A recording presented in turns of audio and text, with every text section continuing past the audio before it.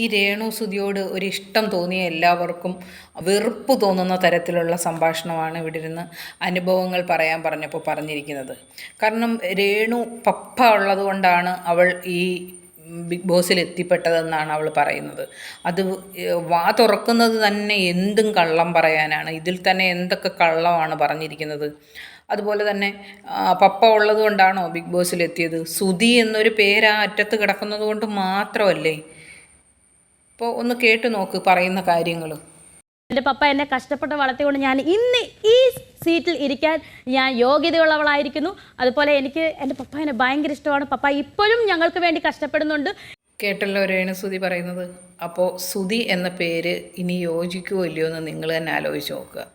കാരണം സുധിയുടെ പേര് കൊണ്ടോ സുധി കാരണമോ ഒന്നും അല്ല ഇവിടെ എത്തിയതെന്നാണ് പറയുന്നത്. പപ്പ ഒരാൾ കൊണ്ട് മാത്രമാണ് എത്തിയതെന്ന്.